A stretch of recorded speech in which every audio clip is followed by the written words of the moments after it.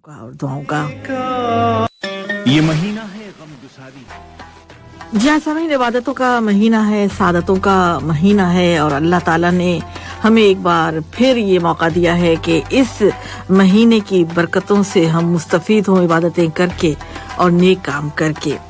बड़े खुश नसीब हैं वो लोग जो इस माह मुबारक में तिलावत का खास एहतमाम करते हैं।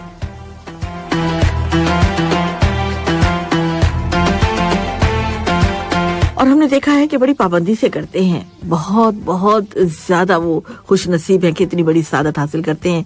तो आज रोजा था हमारा 14वां और 14वें पारे का जो खुलासा है वो मैं आपके साथ शेयर करना चाहूंगी। तो सामीन, 14वें पारे का आगाज सूरह अल हजर से होता है। 14वें पारे के शुरू में अल्लाह ताला ने इस अम्र का जिक्र किया है कि काफिर रसूलुल्लाह सल्लल्लाहु अलैहि वसल्लम की जात को तनकीद का निशाना बनाते और कहते कि अगर आप सच्चे हैं तो हमारे लिए फरिश्तों को क्यों लेकर नहीं आते। तो अल्लाह ताला ने उनके एतराज के जवाब देते हुए कहा कि फरिश्तों को तो हम अजाब देने के लिए उतारते हैं और जब फरिश्तों का नुज़ूल हो जाता है तो अक़वाम को मोहलत नहीं दी जाती। कुरान मजीद के नज़ूल पर शक और एतराज करने वाले काफिरों को मुखातिब होकर अल्लाह ताला ने कहा कि बेशक हमने ही जिक्र को नाजिल किया और हम ही इसकी हिफाजत करने वाले हैं। इस पारे में अल्लाह ताला ने सितारों की तख्लीक के मकासद भी बयान फरमाए। अल्लाह ताला इरशाद फरमाते हैं कि हमने आसमानी दुनिया को सितारों से मुज़य्यन किया और इनको शैतान के शर से महफूज किया, मगर जो आसमान की बात को चुराकर जमीन पर लाना चाहे तो उसको अल्लाह ताला शिहाब साकिब से निशाना बनाते हैं। इस सूरत में अल्लाह ताला ने कौम लूत की तरफ रवाना किए जाने वाले फरिश्तों का भी जिक्र किया है। ये फरिश्ते जनाब लूत की तरफ जाने से कबल जनाब इब्राहिम अलैहिस्सलाम के पास आए। उन्होंने जनाब इब्राहिम अलैहिस्सलाम को एक आलिम फाजिल बेटे की बशारत दी और उन्हें बतलाया कि हम एक मुजरिम कौम को हलाक करने के लिए भेजे गए हैं। इस कौम में से लूत अलैहिस्सलाम के घराने के अलावा हर शख्स को हलाक कर दिया जाएगा सिवाय लूत अलैहिस्सलाम की बीवी के, कि जिसके बारे में हमारा फैसला है कि वो जरूर मुजरिमों के साथ पीछे रह जाएगी। अल्लाह के फरिश्तों ने लूत अलैहिस्सलाम की पूरी बस्ती को बुलंदी पर ले जाकर उलट दिया और उन पर पत्थरों की बारिश कर दी और पत्थर हर मुजरिम को निशाना बनाकर लग रहे थे। इस सूरत में अल्लाह ताला ने इस अम्र का भी ऐलान फरमाया कि जो रसूलुल्लाह सल्लल्लाहु अलैहि वसल्लम का मजाक उड़ाता है तो उससे निपटने के लिए खुद अल्लाह की जात ही काफी है। अल्लाह ताला ने रसूलुल्लाह सल्लल्लाहु अलैहि वसल्लम के हर दुश्मन को जिल्लत और इबरत का निशान बना दिया। अबू जहल, अतबा, शेबा, वलीद और उमैया बिन खलफ और अकबा बिन अबी मोहित ने रसूल सल्लल्लाहु अलैहि वसल्लम को मजाक का निशाना बनाते थे। ये लोग अल्लाह ताला ने मैदान बदर में इनको हसरतनाक अंजाम से दो चार कर दिया। अबू लहब के एक बेटे रसूल सल्लल्लाहु अलैहि वसल्लम का मजाक उड़ाते थे तो नबी करीम सल्लल्लाहु अलैहि वसल्लम ने बद्दुआ की कि इसको जंगल का जानवर खा जाए। नबी करीम की बद्दुआ पूरी हुई और एक कारोबारी सफर के दौरान जंगल का शेर उसको खा गया। इस सूरत में अल्लाह ताला ने यह भी फरमाया है कि रसूलुल्लाह सल्लल्लाहु अलैहि वसल्लम को 7 बार पढ़ी जाने वाली आयत और कुरान अजीम यानी सूरह फातिहा अता की गई है। सूरह हजर के बाद सूरह नहल है, लेकिन इसका जिक्र हम थोड़ी देर बाद करते हैं। एफएम 107 पर इस वक्त आप सुन रहे हैं रमजान एक मेहमान। जिस समय थोड़ी देर पहले हमने जिक्र किया कि आज 14वां हमारा रोजा था और कुरान पाक के 14वें पारे में जो सूरतें नाजिल हुई हैं और जिनका जो खुलासा था वो मैं आपके साथ शेयर कर रही थी। तो इससे पहले मैंने एक सूरह हज का जिक्र किया, उसके बाद जो है सूरह हज के बाद सूरह नहल इसमें है, जिसका खुलासा ये है यानी कि सूरह नहल में अल्लाह ताला ने इरशाद फरमाया है कि अल्लाह ताला ने अपने जिस बंदे पर जो वो चाहते हैं रूहुल अमीन को फरिश्तों के हमरा नाजिल फरमाते हैं ताकि वो लोगों को डराए कि अल्लाह के सिवा कोई माबूद नहीं। सूरह नहल में अल्लाह ताला ने ये भी फरमाया है कि अल्लाह ताला का बयान है कि अल्लाह ताला ने इंसानों के लिए अनवाउ अक़साम की सवारियों को पैदा फरमाया। अल्लाह ताला ने घोड़ों, खच्चरों और गधों को पैदा किया, वो जो कुछ पैदा फरमाया जिसको इंसान नहीं जानता।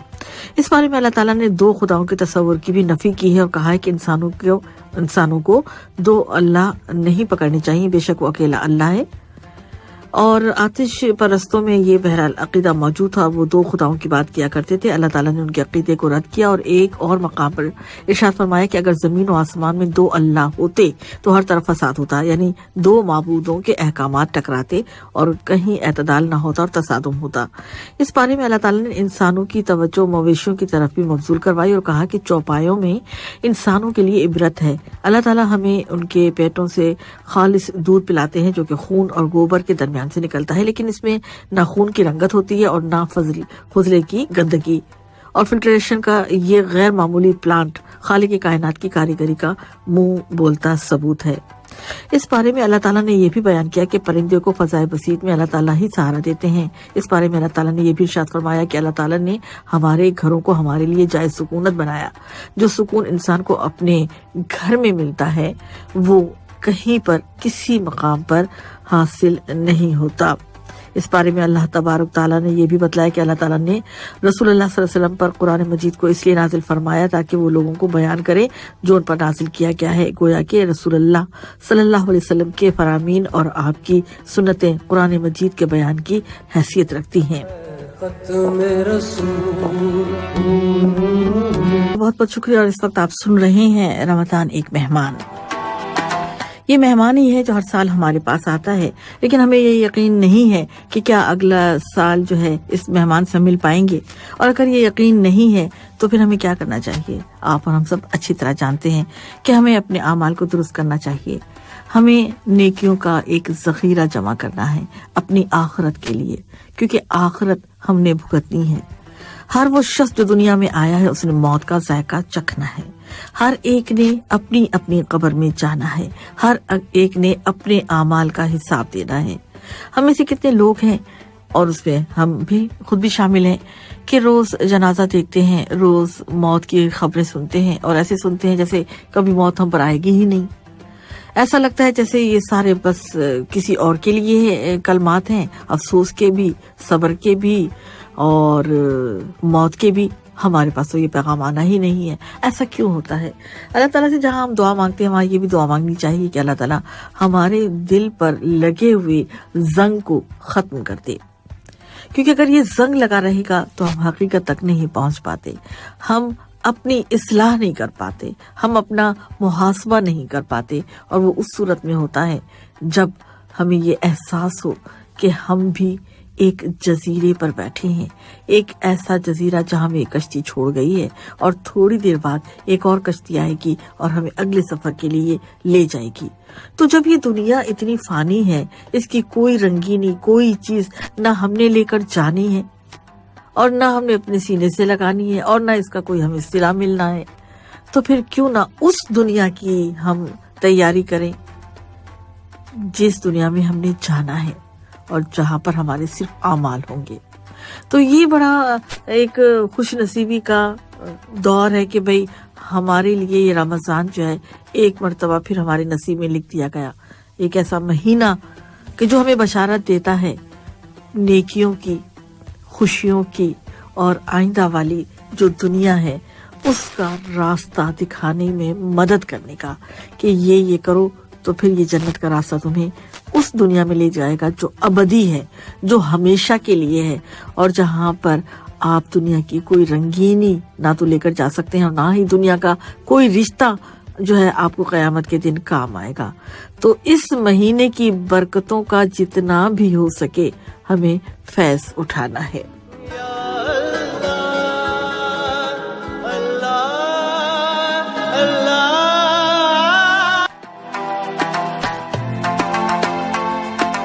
FM 107 پر اس وقت آپ سن رہے ہیں رمضان ایک مہمان اور میں ہوں فرزانہ صفدر. جس میں اگر انسان کی بات کی جائے تو انسان میں نخوت ہے، غرور ہے، تکبر ہے اور بہت ہے، تھوڑا سا نہیں بہت سا ہے. تو وہ کیوں ہے؟ کس بات پر ہے؟ کہتے ہیں کہ کھجور کی گٹلی پر ایک باریک سا جھلی نما چھلکا ہوتا ہے اور یہ چھلکا بہت ہی باریک ہوتا ہے. اللہ تعالیٰ فرماتا ہے کہ انسان اس کا بھی مالک نہیں. تو پھر یہ اکڑ کیسی؟ کیسا غرور؟ اور کیوں؟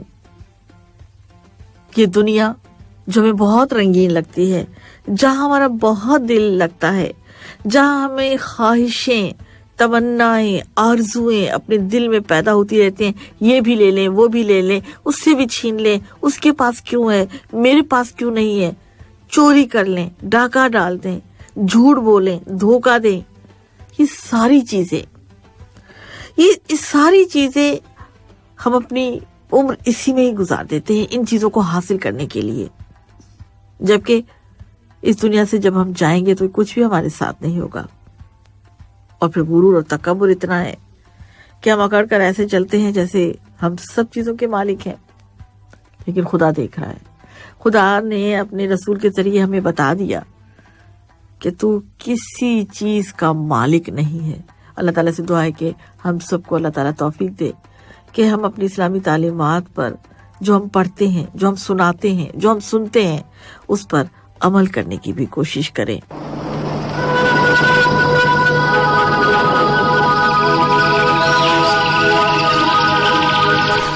بات کرتے ہیں حضرت عبداللہ بن مبارک رحمت اللہ علیہ کی، جو کبھی مہمان کے بغیر کھانا نہیں کھاتے تھے۔ کہتے تھے کہ مہمان کے ساتھ جو کھانا کھایا جاتا ہے اللہ اس کا حساب نہیں لیتا۔ کتنی بڑی بات ہے، کتنی بڑی بات ہے۔ حضرت عبداللہ بن مبارک رحمت اللہ علم حدیث میں ایک اعلیٰ مقام و مرتبہ رکھتے ہیں۔ ایک مرتبہ ایک مجوسی سے، وہ برسر پیکار تھے، مجوسی کی عبادت کا وقت آ گیا تو اس نے مہلت مانگی کہ مجھے عبادت کی اجازت دی جائے، تو آپ نے اس کو اجازت دے دی، مطلب وعدہ کر لیا کہ بھئی کچھ نہیں کہا جائے گا، تم اپنی عبادت کرو۔ تو مجوسی تو آپ کو پتا ہے کہ سورج کے سامنے جو ہے وہ سجدہ کرتے ہیں، اس کو مانتے ہیں۔ تو وہ مجوسی جب سورج کے سامنے سجدہ کرنے لگا تو آپ کو غصہ تو آیا نا، تو آپ نے ارادہ کیا کہ اس کا کام تمام یہیں پہ کر دوں، لیکن فوراً ہی قرآن پاک کی ایک آیت یاد آ گئی کہ عہد کی پابندی کرو، عہد کی باز پرس ہوگی۔ عہد یعنی وعدہ، وہ جو ہم کرتے ہیں۔ تو فوراً رک گئے۔ عبادت سے فارغ ہونے کے بعد مجوسی کو جب معلوم ہوا کہ یہ واقعہ ہوا ہے اور ایسا وہ ارادہ رکھتا تھا اور اس نے نہیں کیا اور وہ مجھے قتل کر سکتے تھے، تو پھر وہ مسلمان ہو گیا۔ تو دو باتیں ہیں، میں نے ایک کھانے کی بات کی کہ مہمان کو ساتھ بٹھا کر کھانا کھلانا کتنا مبارک ہے اور کتنا اعلیٰ ایک سمجھیں کہ فعل ہے جو ہم مسلمانوں کو اس کو اوبے کرنا چاہیے۔ اور ایک اور بات کہ اپنا وعدہ ہمیں وفا کرنا چاہیے۔ ہمیں سے کتنے لوگ ہیں جو اپنا وعدہ وفا کرتے ہیں؟ ہم تو وعدے تو ایسے کرتے ہیں کہ وقت ٹالتے ہیں، وہ گھڑی ٹالتے ہیں، جو سمجھ میں آتا ہے وہی کر لیتے ہیں۔ ہاں اچھا کل میں آ جاؤں گا اور یہ کر لوں گا، میں وہ کر لوں گا، یا میں آپ سے ملاقات کر کے یہ آپ کا کام کر دوں گا، کیونکہ ہم نے صرف دنیا داری کرنی ہوتی ہے، دنیا نبھانی ہوتی ہے۔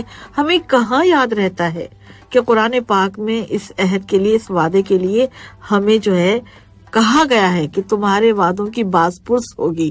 باز پرس یعنی پوچھا جائے گا آپ سے کہ تم نے اپنا وعدہ کیوں نہیں پورا کیا۔ نبی پاک صلی اللہ علیہ وسلم اپنا وعدہ پورا کرتے تھے، سنت ہے، اللہ تعالیٰ کا ارشاد بھی ہے کہ بھی اپنے وعدے پورے کیا کرو۔ تو یہ اگر دو کچھ نہیں تو یہ جو بڑی کامن سی ہمارے اندر جو برائیاں ہیں، اللہ تعالیٰ سے دعا ہے کہ ہمیں اللہ تعالیٰ توفیق دے کہ ہم ان پر بھی قابو پانا شروع کریں۔ اور کہتے ہیں نا کہ رمضان ہے اور رمضان میں ہمیں نیکیاں کرنی چاہیے، اچھی باتیں کرنی چاہیے، اچھی باتیں پھیلانی چاہیے، اچھی باتیں کرنی چاہیے، اچھی باتیں سننی چاہیے، بجائے یہ کہ ہم ادھر ادھر میں اپنا وقت گزاریں۔ تو اس میں یہ بھی جو ہے نا اپنے ساتھ عہد کرنا چاہیے کہ اس رمضان میں ہی کیوں، رمضان کے بعد بھی کیوں نہیں۔ تو یہ ایک ٹریننگ جو ہو رہی ہے پورے ایک مہینے میں، اگر ہم اچھی طرح سے، جس طرح سے اللہ تعالیٰ میں توفیق دیتا ہے تو ہم کرتے ہیں، اسے دعا بھی مانگتے ہیں کہ ہمارے دلوں کو لگی ہوئی زنگ جو ہے وہ ختم کر دے اور ہمیں توفیق دے کہ اچھے سے اچھا ہم کام کریں، چاہے وہ رائی کے برابر ہی کوئی نیکی کیوں نہ ہو، لیکن وہ کاؤنٹ ہوتی ہے، وہ ہمارے اعمال میں کاؤنٹ ہوتی ہے۔ تو بس دعا ہی کر سکتے ہیں ہم اور آپ اللہ تعالیٰ سے کہ وہ بڑا رحیم ہے، وہ بڑا غفور ہے، اور انشاءاللہ وہ ہمارے دلوں کو صاف کر دے گا۔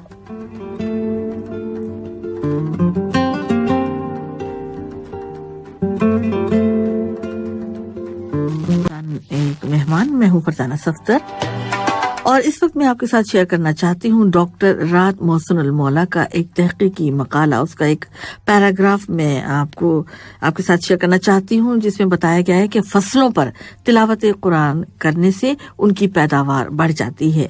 انہوں نے اپنے تحقیقی رپورٹ میں جو ہے یہ بات لکھی ہے کہ جب انہوں نے قرآن کریم کی آیت مبارکہ پڑھی جس کا ترجمہ ہے کہ بیلیں اور پودے اللہ کو سجدہ کرتی ہیں، میں نے جب اس پر غور کیا تو مجھے معلوم ہوا کہ نباتات میں اللہ کی اطاعت و اتباع کا جذبہ پایا جاتا ہے، جس کا تقاضا ہے کہ ان پر کلام الہی کے اچھے اثرات جو ہیں وہ مرتب ہوتے ہیں۔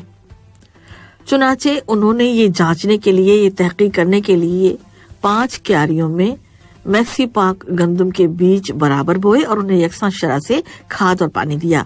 یہ کیاریاں پلاسٹک کی تھیں جنہیں یونیورسٹی کے ایک باغیچے میں رکھ کر ان پر مٹی ڈال کر تیار کر لیا گیا تھا۔ پھر ان میں سے ایک کیاری پر قرآن کریم کی آیات روزانہ تلاوت کے لیے ایک طالبہ کو مقرر کیا جو ہر روز سورہ یاسین شریف کی تلاوت اس کیاری کے پاس بیٹھ کر کیا کرتی تھی۔ ڈاکٹر رات خود قرآن کریم کی بعض دیگر آیات اس پانی پر پڑھا کرتے جو اس کیاری میں ڈالا جاتا تھا۔ دوسری کیاری پر 2 طالبات کی ڈیوٹی لگا دی گئی جو اس کے پاس بیٹھ کر موسیقی کی 2 دھنیں روزانہ پیش کرتی۔ تیسری کیاری کے پاس ایک طالبہ روزانہ مختلف قسم کے پتے اور شاخیں مسل کر اور برے کلمات زور زور سے ادا کر کے چلی جاتی۔ چوتھی کیاری کے پاس ایک طالبہ روزانہ گندم کے پاس خوشے اور پتیاں جلایا کرتی اور انہیں اس کیاری میں غصے سے پھینک آتی، جبکہ 5ویں کیاری کو بھی انداز میں پروان چڑھنے کے لیے چھوڑ دیا گیا اور اس کے قریب کوئی عمل نہیں کیا گیا اور اسے طبی معیار مانا گیا۔ 5 کیاریوں میں بیجوں سے شگوفے نکلے، پودے بنے اور پھر دیکھتے ہی دیکھتے کچھ عرصے میں ان میں خوشے بنے، پھل آئے اور خوشے دانوں سے بھر گئے۔ تیار ہونے پر سب کو الگ الگ کاٹ کر دانے خوشوں سے نکالے گئے، وزن کیا گیا۔ جناب، جب وزن کیا گیا تو معلوم ہوا، آپ کو پتہ ہے کیا معلوم ہوا؟ کہ جس کیاری پر تلاوت قرآن کریم کی جاتی تھی اس کی پیداوار اور دیگر تمام کے مقابلے میں زیادہ طبی معیار والی کیاری سے 140% زیادہ تھی۔